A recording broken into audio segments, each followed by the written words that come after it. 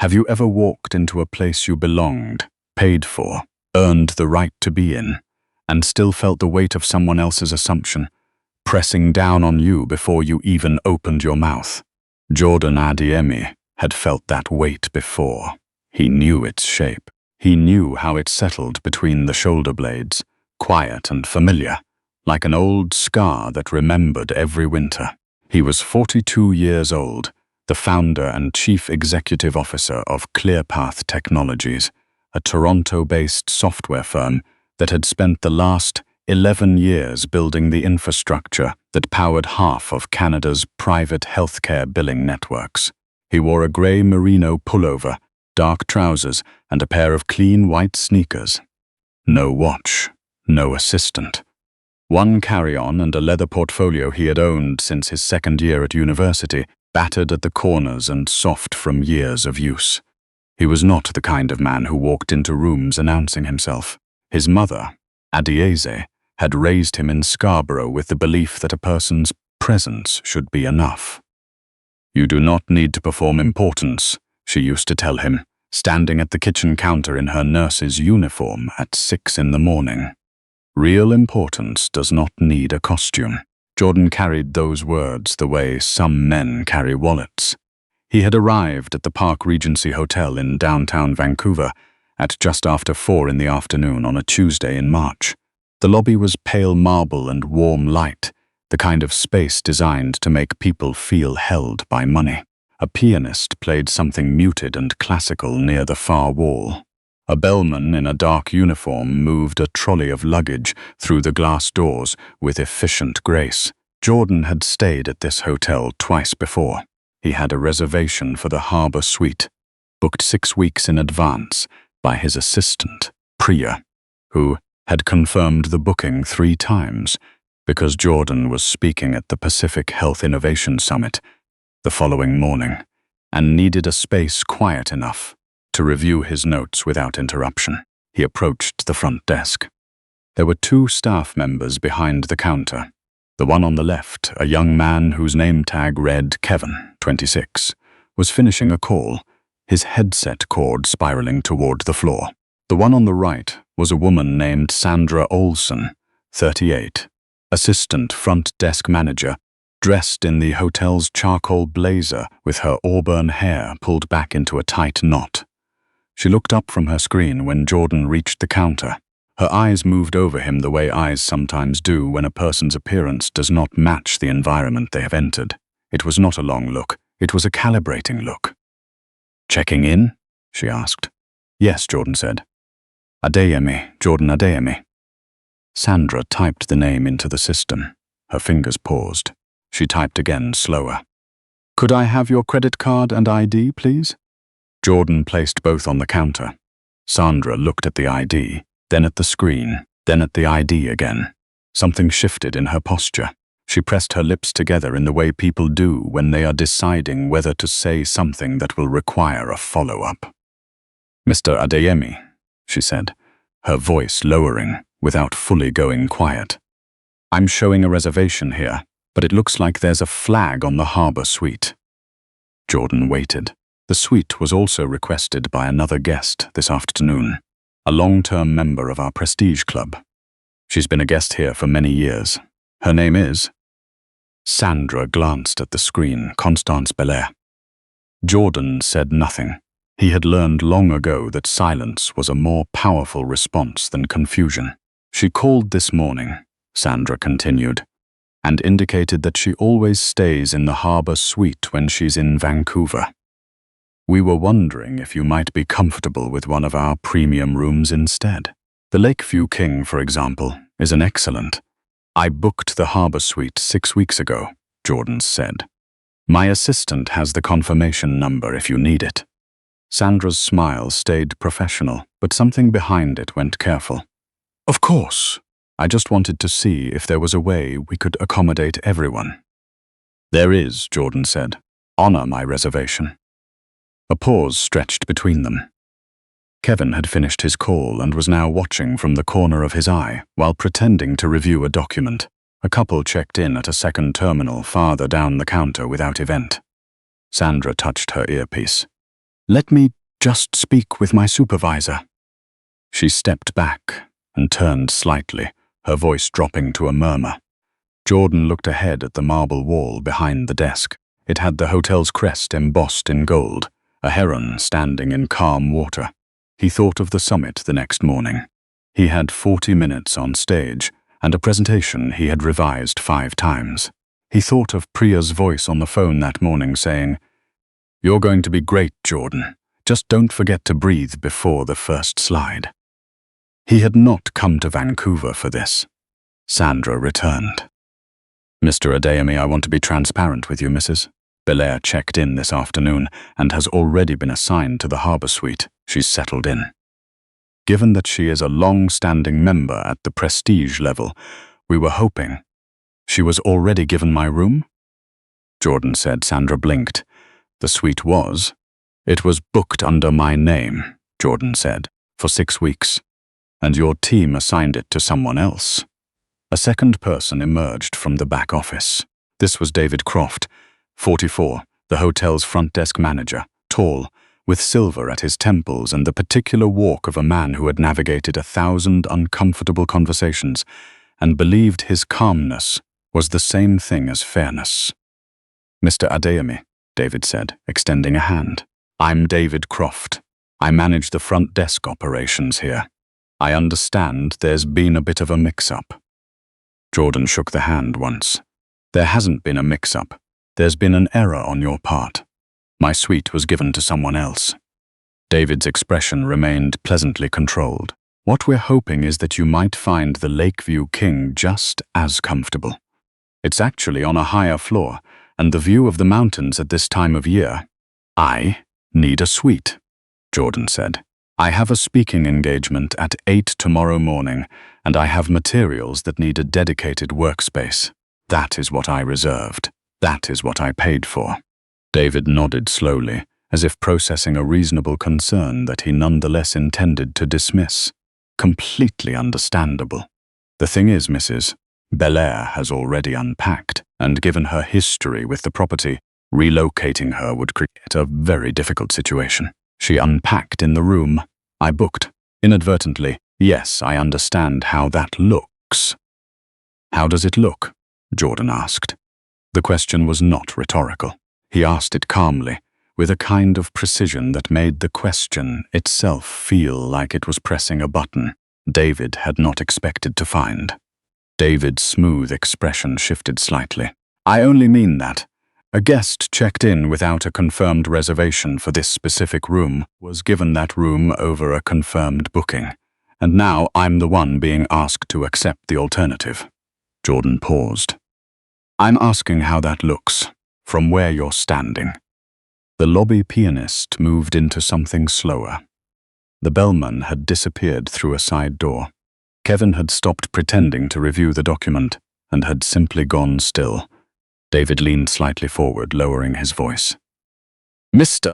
Adeyemi, I want to be very clear that we value your business. But Mrs. Belair has been coming to this property for over 15 years. There are relationships here that we need to. Relationships do not supersede a confirmed booking," Jordan said. "Of course not. And I then honor the booking."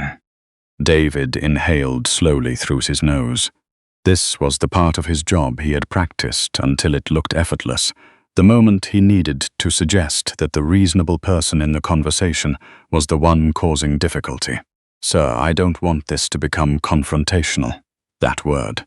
Jordan had heard it in boardrooms, in parking garages, in restaurants, in pharmacies. Whenever he stood his ground in a situation where standing his ground was the most reasonable thing a person could do, someone found a gentle word to describe it as a problem. He looked at David for a moment, not with anger, with the kind of attention that made a man aware he was being recorded by someone's memory. "I have not raised my voice," Jordan said. "I have not made a scene. I have not made a single demand that wasn't already agreed to in writing. You used the word confrontational. What exactly do you mean by that?" David opened his mouth. Before he could speak, a woman's voice cut across the lobby from the direction of the elevator bank. "Is there a problem here?" Constance Belair, 61, walked across the marble floor like someone who had never once in her adult life been asked to wait for anything. She was dressed in cream trousers and a silk blouse the color of old roses, with short silver hair cut close, and a strand of pearls that looked inherited rather than purchased. Her reading glasses were pushed up onto her head. She had the particular posture of a woman who had spent decades in rooms where her opinion shaped the agenda. She glanced at Jordan once, briefly, in the same calibrating way Sandra had. "David," she said, "what's happening?" "My daughter called and I left my phone upstairs. I only came down to have tea and I could hear Mrs. Belair," David said. "I'm Jordan Adeyemi," Jordan said. "I had a confirmed reservation for the harbour suite." Constance turned toward him fully. Something passed across her face. It was not hostility, not yet. It was the look of a person reassessing a situation they had assumed was already settled. "That suite is where I stay," she said. Not unkindly, as if it were simply a fact of geography.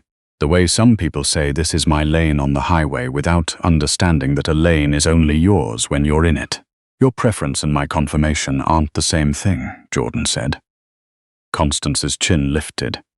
Her voice did not harden, but it did cool. "Young man, I have been a prestige member of this hotel for 16 years. They know me here.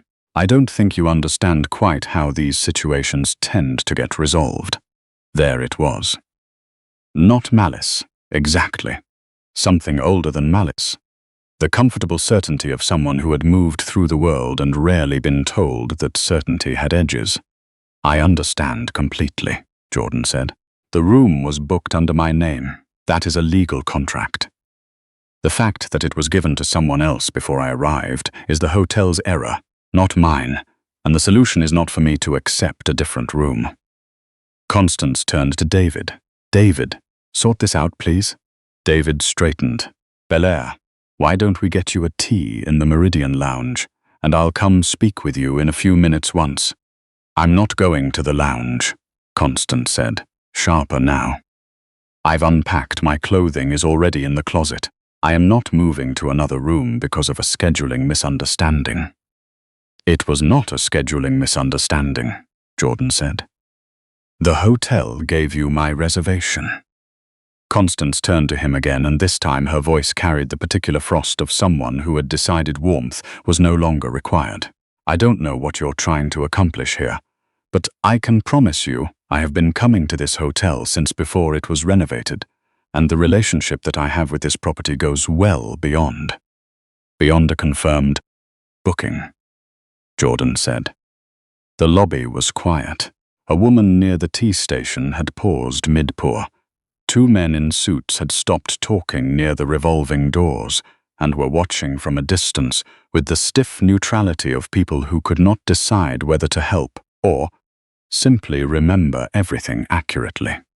Constance's mouth tightened. "You're being very aggressive." Jordan looked at her steadily. He breathed once, slow and even, the way his mother had taught him to breathe when someone tried to pull the floor out from under him with a word. "I have not used a single aggressive word," he said. "I have cited my reservation. I have asked for what I am owed. If that registers to you as aggression, I'd like you to think carefully about why." The silence that followed was a different kind of silence, not the silence of a lobby between transactions, the silence of a room becoming aware of something. Kevin had gone still at the second terminal. Sandra was looking at the marble surface of the desk. The woman at the tea station had set her cup down without filling it. David tried again. "Mr. Adeyemi, we are absolutely prepared to offer compensation. A complimentary upgrade, dining credit, our prestige tier amenities for the duration of your stay." "Compensation is appropriate after a problem is solved," Jordan said, "not instead of solving it." David's composure cracked, very slightly at the edges. He pressed his earpiece and stepped back. Jordan heard the murmur of his voice. "Supervisor, sweet dispute. Long-term member." Then another phrase, one that landed on Jordan's skin like ice. "Difficult guest." David had not said it to Jordan. He had said it into the earpiece, but the lobby was not loud, and Jordan had spent years in quiet rooms, learning to hear the things people said toward the floor. He closed his eyes for 1 second. Just one. His father's hands appeared in his memory, broad and calloused, driving a city bus through downtown Toronto for 22 years so that Jordan could attend a school with a computer lab. His father, who had never once been asked for his opinion in any room he had not built himself. His father who used to say, "Son, you are going to walk into rooms they didn't build for you. Walk anyway." Jordan reached into the side pocket of his portfolio. He removed a business card, then his phone. There was a message already open on the screen from his chief operating officer, Reem Kaur. Board approved the acquisition. Waiting on your signal. ETA on signing? Jordan read it once. He did not respond yet. He placed the phone face down on the counter and looked at David, who had returned. "I'd like to speak with the general manager," Jordan said. David's expression tightened. "The general manager is available or not available," Jordan said. "One of those two." A pause. "I'll see if she's in." He disappeared through a door behind the desk. Constance remained standing near the elevator bank, her reading glasses still pushed up into her silver hair. She glanced at Jordan with the particular look of someone who was trying to determine whether they had made an error they could not yet acknowledge. The general manager arrived 4 minutes later. Her name was Helen Burgess, 52, compact and precise, with the kind of stillness that comes from having managed crises in high-pressure environments for a very long time. She had been the Park Regency's general manager for 7 years. She shook Jordan's hand firmly. "Mr. Adeyemi, I'm Helen Burgess. I understand there's been a serious issue with your reservation." "There has," Jordan said. "My suite was given to another guest despite a confirmed booking 6 weeks in advance. I've been asked twice to accept a different room. I'd like the situation corrected." Helen looked at Sandra. "Pull the full booking record, please." Sandra turned to the screen. Her fingers moved. The record appeared. Helen leaned over the counter and read it. Her jaw set. She stood up straight and looked at Constance. "Mrs. Belair, I am very sorry for the inconvenience this has caused you this afternoon." Constance lifted her chin. "Helen, surely. Mr. Adeyemi has a confirmed reservation with a signed digital contract, booked March 17th. The Harbour Suite was allocated to him 6 weeks ago." Helen's voice was even, unhurried. "There was an error on our side when your walk-up request this afternoon was processed. That error is ours, and I take full responsibility for it.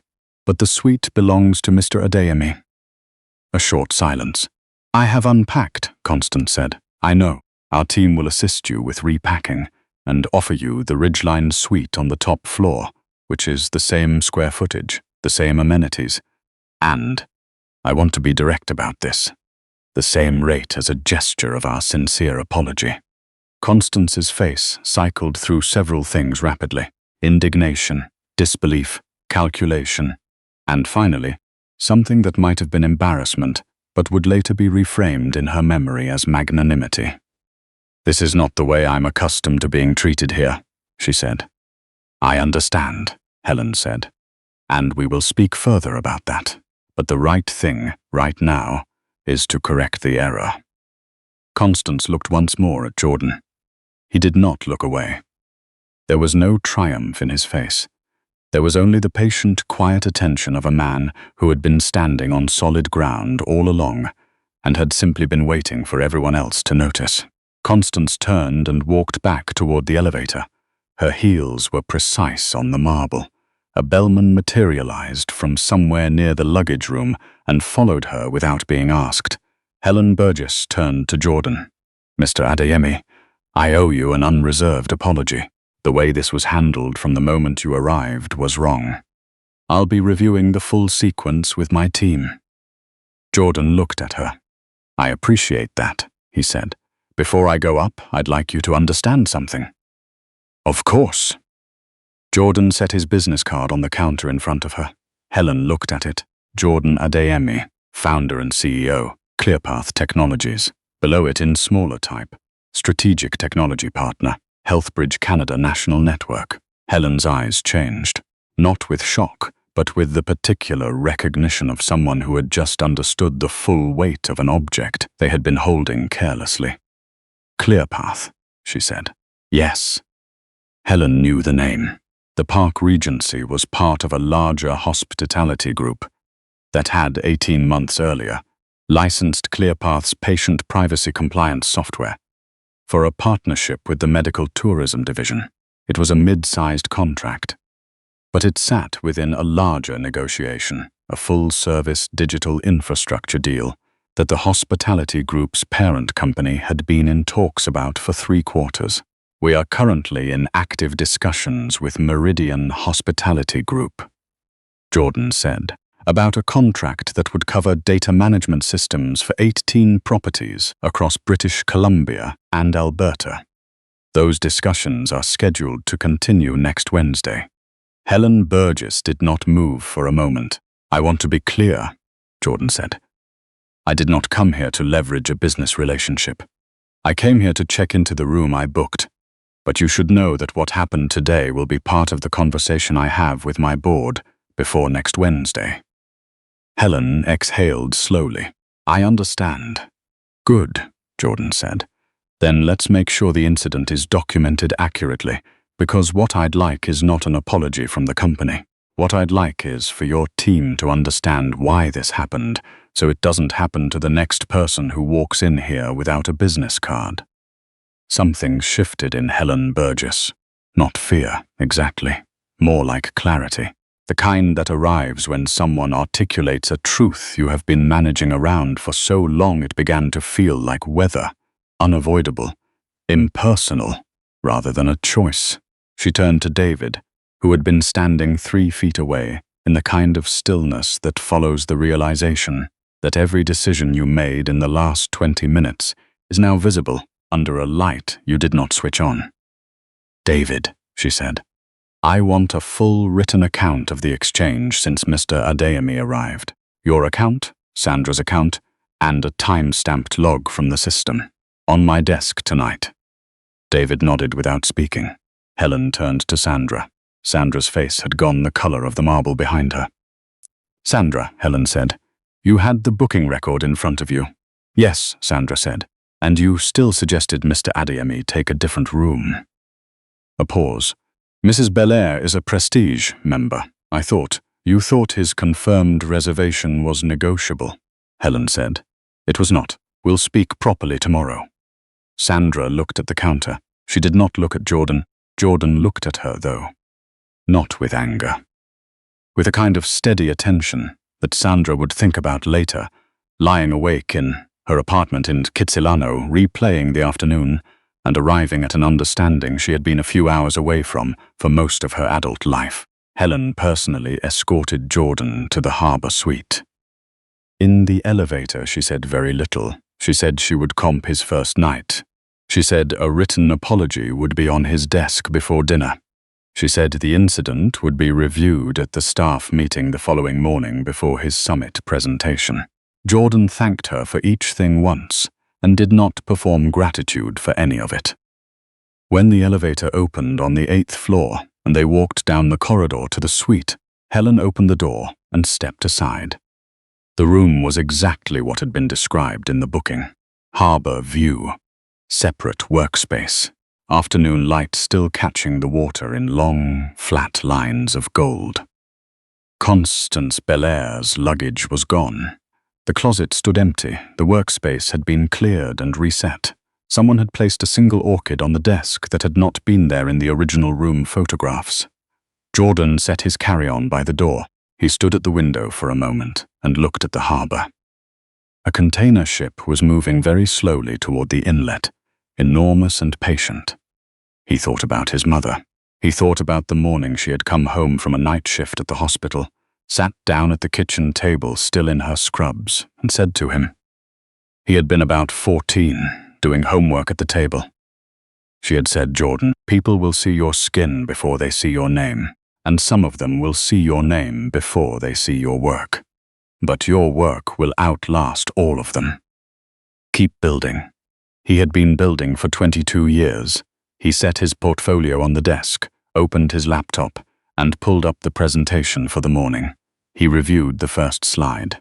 The heron from the hotel crest had followed him somehow into his thoughts, standing in calm water, unhurried, in no particular rush to prove it belonged there. His phone lit up. Reem again. Signal? He typed, "Tomorrow, after the summit. Everything's fine." He set the phone face up on the desk and opened the second slide.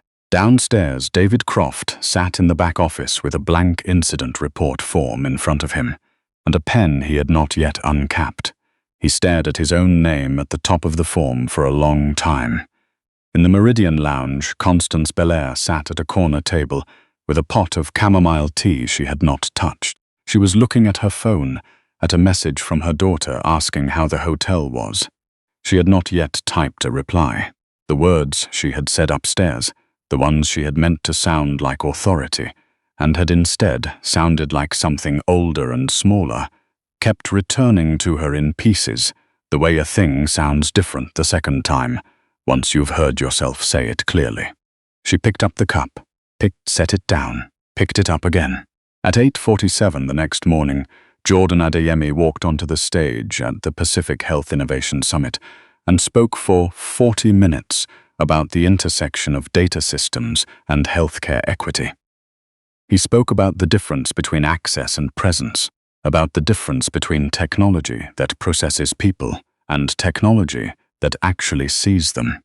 He had written most of it before Vancouver, but some of it he had added the night before, sitting at the desk in the harbour suite, with the harbour lights blinking slowly below, and the feeling that some things need to be said in the right room at the right moment, because the moment will not wait. When he finished, the room held its applause for 4 full seconds before it began, the kind of pause that means the words are still settling. He walked off stage and found Priya's text waiting. "They loved it. I told you to breathe before the first slide. Did you breathe?" He typed back. "I breathed." He did not mention what had happened at the hotel. He did not need to. The real audience for that conversation had already heard everything it needed to hear. Back at the Park Regency, in a glass-walled meeting room off the main conference center, Helen Burgess was midway through her staff briefing. She had printed the incident log. She had the time-stamped record on the screen. She had not edited a single line of it. She did not frame it as a cautionary tale about a powerful guest. She framed it as a failure of basic fairness. She asked her team, quietly, to think about why they had handled it the way they had. She did not answer for them. She let the silence do the work that silence does when it's given enough room. David sat in the back of the room. His pen was uncapped this time. Sandra sat 2 chairs from him and did not look at her phone once. Outside, the Vancouver morning was clear and very cold. The mountains above the city sharp-edged against a pale blue sky. Below the hotel, the harbour was quiet. The container ship from the evening before had moved past the inlet and was gone, somewhere open and beyond. Jordan Adeyemi was already on his way to the airport. He had a city to get back to, and a contract to sign, and a company full of people who were waiting on the signal they had been promised. He gave it somewhere above the Rockies at 34,000 feet, with a ginger ale going flat on the tray table and the last light of the afternoon burning clean across the wing. The reply came back in 7 seconds. Done. That was all it said. That was all it needed to say.